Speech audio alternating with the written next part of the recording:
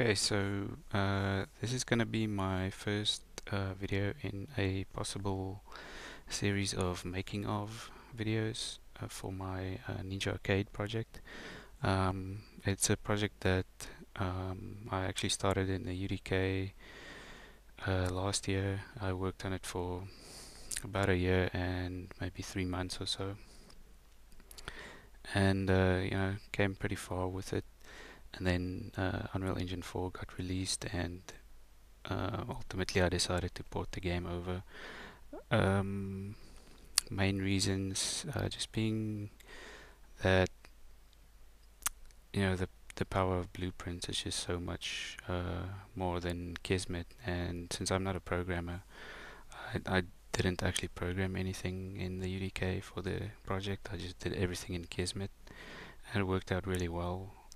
But obviously, ultimately, really limited in what I was able to do. So going over to Unreal Engine 4 with blueprints just opened it up for me. So all those limitations fell away, and I can pretty much, if I can think of it, I can do it if I have the time. Okay, so this video mostly is going to be just a quick overview of what the project is. I'm not really going to show how I did anything. I'm just going to kind of show around uh, the apartment, I guess, a little bit. So I thought I would just start with the actual start level, I guess, which is when the game starts. This is the level that loads up and the menu comes up and all that. So really all it is just a small piece like that with some animated loopable animated pieces. So they just kind of round and they spin, um, and it looks like this pretty much. So I have my menu options there, and currently I've got my menu set up so it's mouse controlled, and I can keyboard control it. So I can I'm using the keyboard, and essentially it's button controlled. So it's keyboard or gamepad controlled, or I can go back to mouse controlled. Um,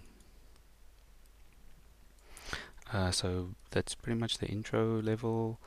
Pretty simple setup, and I'll give a quick look at the the menu. Now the HUD there is gonna look a little bit scary. I mean, obviously the HUD contains, or the HUD blueprint contains anything that I draw to screen, which is all the menu stuff, and eventually my game HUD will be on there as well. And it does look a little bit scary, but this stuff here just kind of makes my keyboard controls work.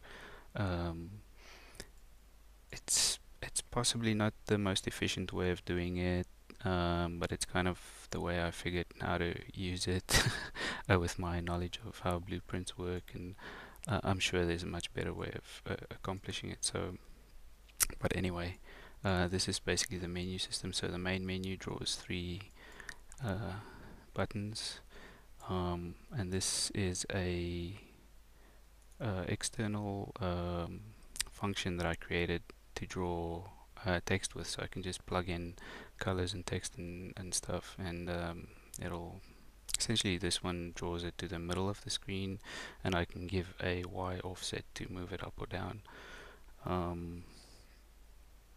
So that's a quick look at what my menu looks like. Really a lot of nodes.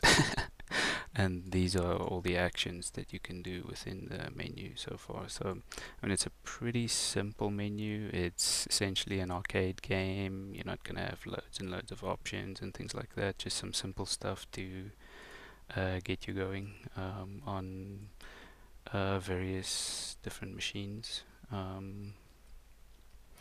So that's a quick look at the intro level.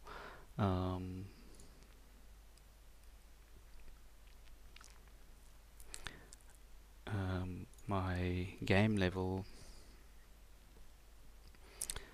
you switch it back to lit there. So this is pretty much the piece you would have seen in my previous video, which is just a small gameplay video, and pretty much what you would have seen in the UDK stuff before. I don't really at this point want to show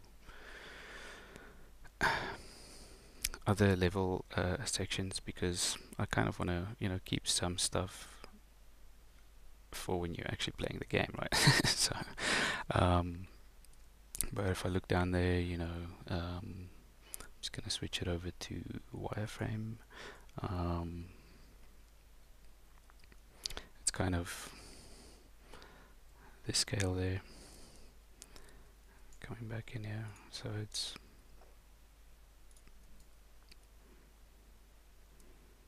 you get some idea of the scale. It's essentially going to be a single level. I'm actually doing it. If you look on over here, this is my level section. So I'm doing it in parts, and then I just stream it in. Even though I don't actually stream it as you play, I kind of stream it in all at the beginning. I just like to work. It's essentially my my types. So this is kind of the desert type.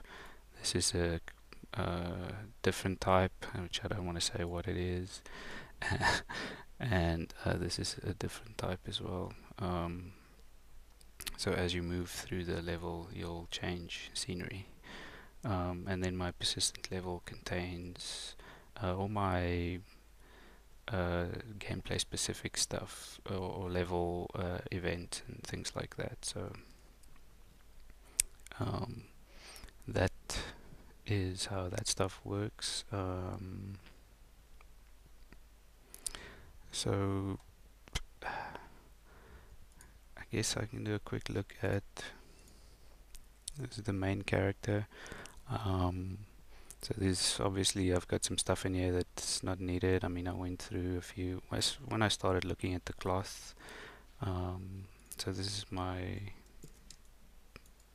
original character, and there's supposed to be a piece of cloth over there, and as soon as I started looking at that, I kind of had to I did some experiments, and so that's what all the extra stuff is all about. My character is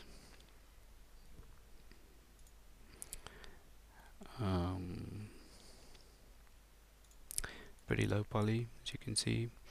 I'm keeping everything in the game fairly low poly, so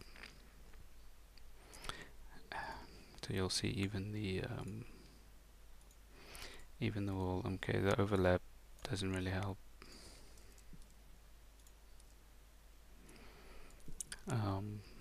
But anyway, even the world is pretty low poly. I'm rendering maybe between 100 and 150,000 or so at any given time polygons of static meshes. So I'm trying to keep all that stuff pretty low, so the game is fairly efficient. So this is my main character. So this is the one with the cloth in it. So there's the piece of cloth hanging there. Same guy, just has cloth on it. And take a quick look at this. Is the only enemy that I've got in at this point.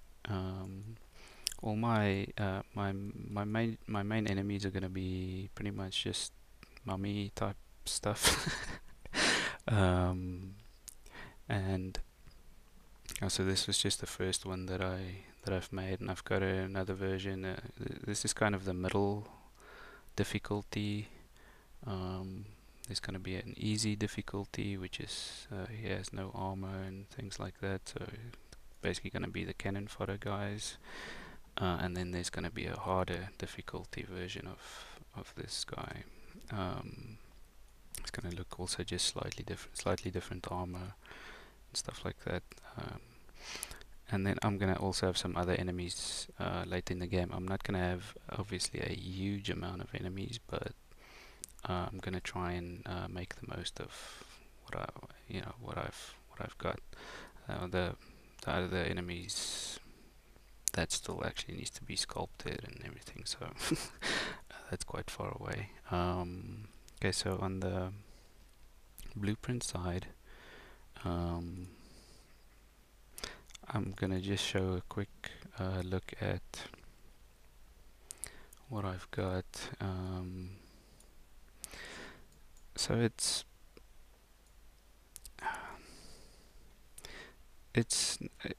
on the blueprint side of things, I try and do things fairly efficiently, and as far as I know how to do things, like I've mentioned, I'm not a programmer, so I don't have any experience in how to structure things and things like that. So there might be things going on that doesn't make complete sense to programmers, but it kind of makes sense to me. So, and it works. So I guess the major things, I have my begin play stuff, which just sets various settings and does various things. The movement stuff is pretty much based on the default stuff that Epic provided. I made some slight changes so that I can scale the values there dynamically, and I can check for movement and things like that.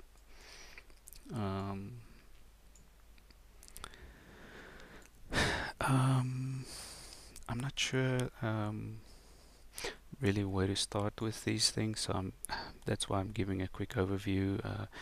If in a future video, I'll if I possibly get some request about seeing more detail of whatever specific stuff, then I can start there, or I'll just start at some point and kind of start going through stuff. But so, for instance, I've got my tick events that I try and control. So I have a branch there where I can switch off tick events at any point, and any event that ticks has its own branch where I can switch them off individually. So the camera focus is really something that runs all the time because the camera is dynamic, and it just kind of refocuses the player. And then something like the katana trace, which is my effects trace for the sword impacting the world. So I run it through an extremely short delay. I just had it. I had longer and shorter delays and things, and that seems to be the sweet spot for it there. Which ultimately feels like there probably doesn't even need to be a delay, but anyway, this is like coming from Kismet. It's like this actually makes a difference. So I'm not sure in UE4 whether it does. So pretty much just traces the katana, and then I run through the physics materials, and if I hit stone, I play that effect, metal, and so on.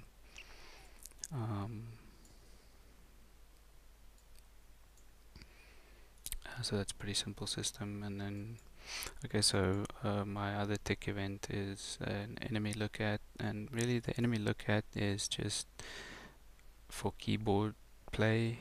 So the keyboard play feels a little bit better. So automatically when you start hitting an enemy and you're not looking directly at him, this will actually make you look directly at him. So when you do the attack combo sequence, it actually runs properly. So with the joypad, the gamepad, you you don't really need that level of um, I guess computer interference because you can just push the joystick exactly where you want it and then attack. So this basically for keyboard controls. It just you know makes it feel like you're doing a little bit better than because on the keyboard you essentially just have like um, 8 very specific axes of movement. And that's just not good enough for like a fully 3D environment. So that's for that stuff. And then the wall top, that's just a specific sequence that I trace wall tops where so I can switch animation and stuff like that.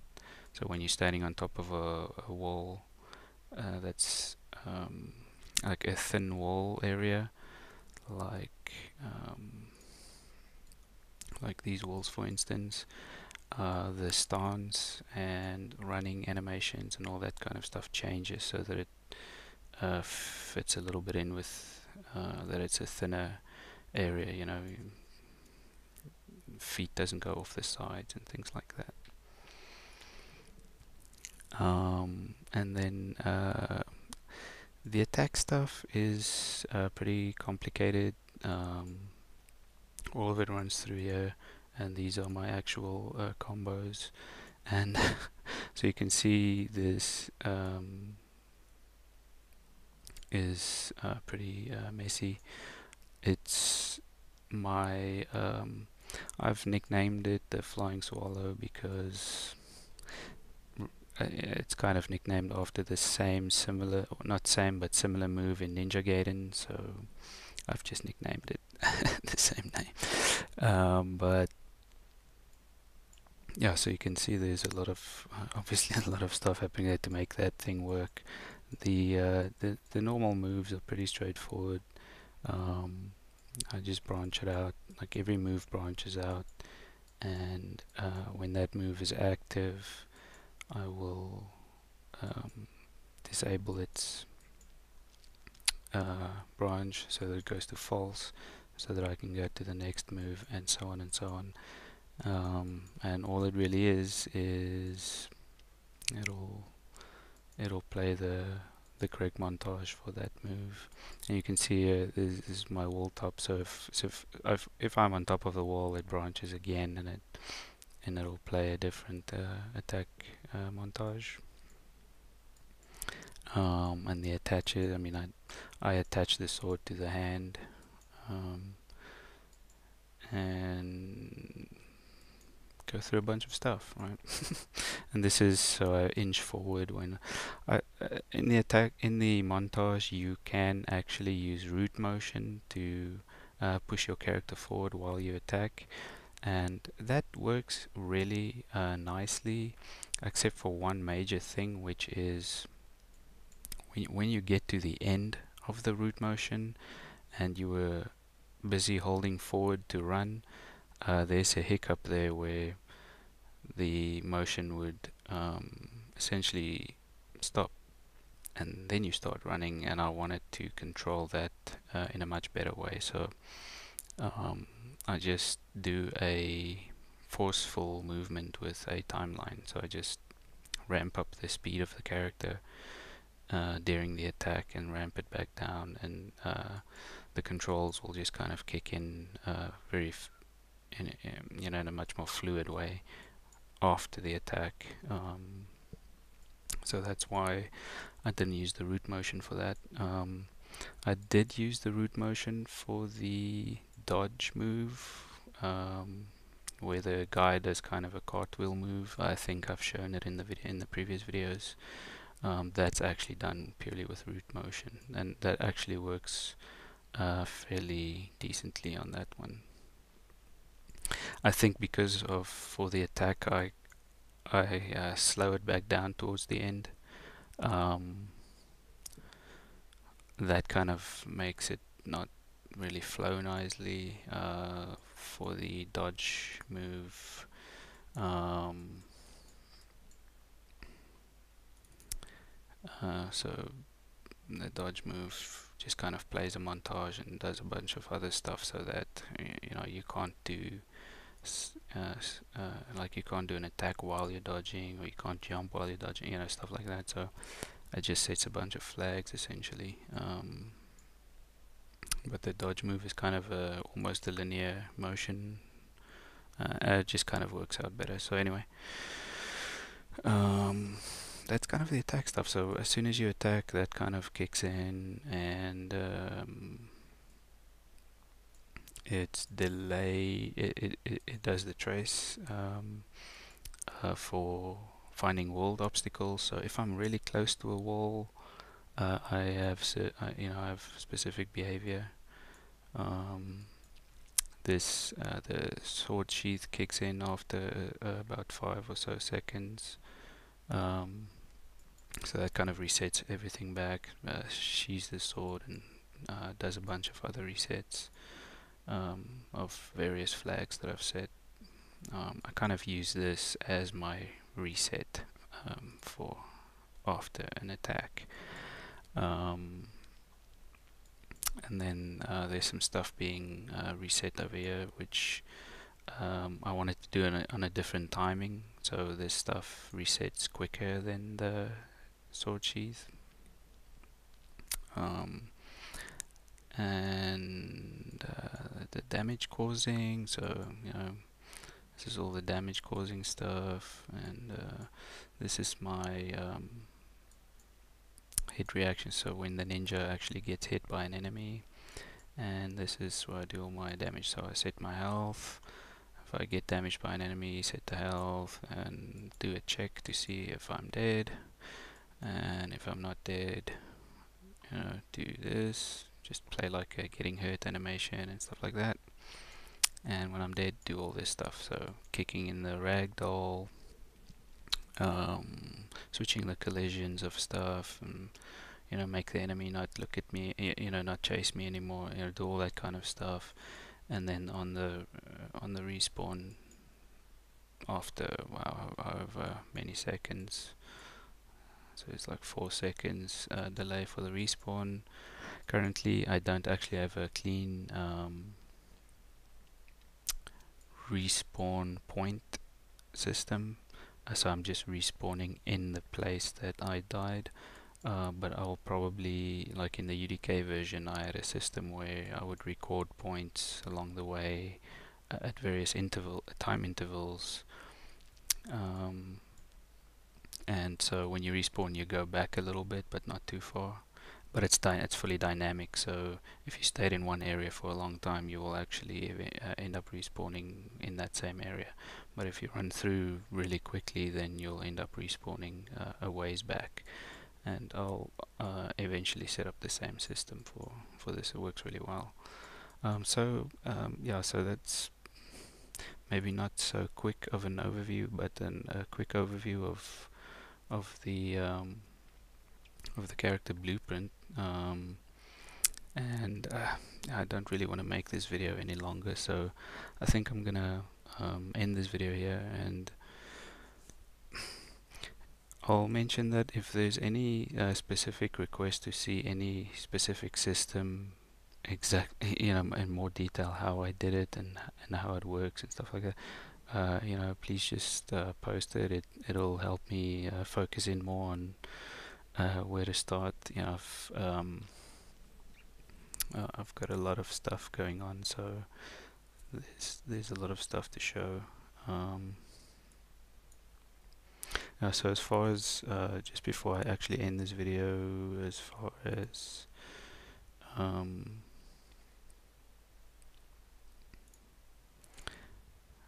my level objects and stuff, I actually didn't end up using the material layers system and all that, because all my original art assets were created with for the UDK.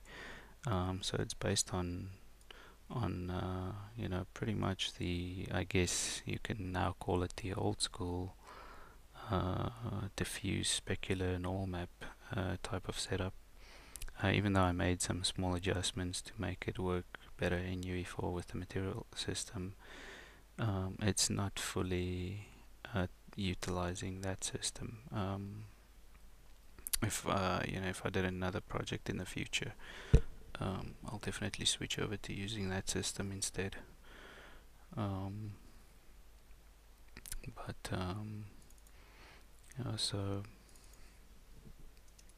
so this stuff is still is actually pretty simple. I mean, polygon wise, pretty simple.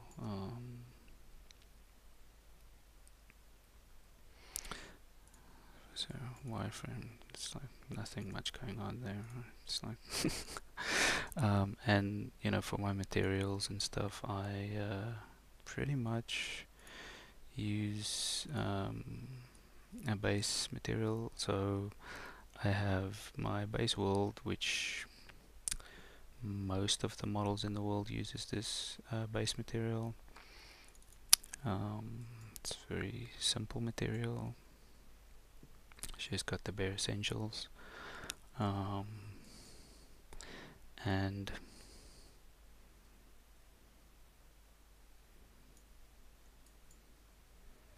so that's just to give the roughness a little bit. So I use the diffuse map just to control the roughness a little bit, so that it's not just a flat color.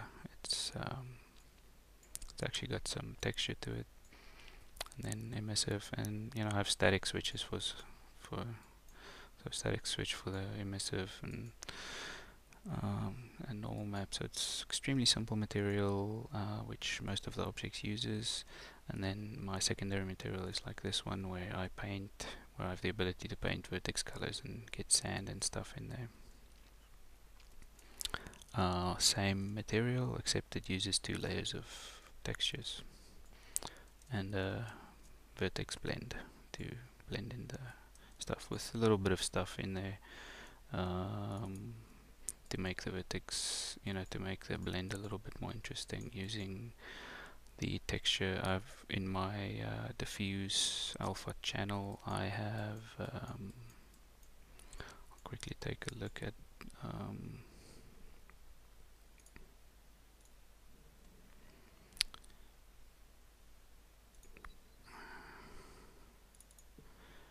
open that guy and open that guy and look at the alpha channel. So I've done this in alpha channel, so just to give a little bit better control for where there's indentations, so the sand can actually build up in these cracked areas, or openings, and do kind of that kind of an effect.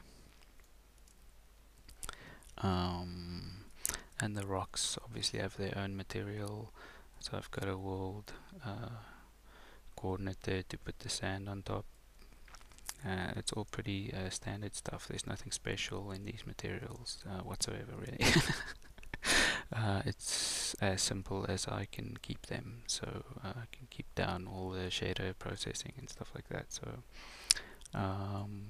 okay, so this is where I'm going to end this video. And again, if there's anything on the blueprint side specifically that anybody would like to see in more detail, I will probably end up making some videos anyway. But if there's something specific that anybody would like to see, then I can make those earlier.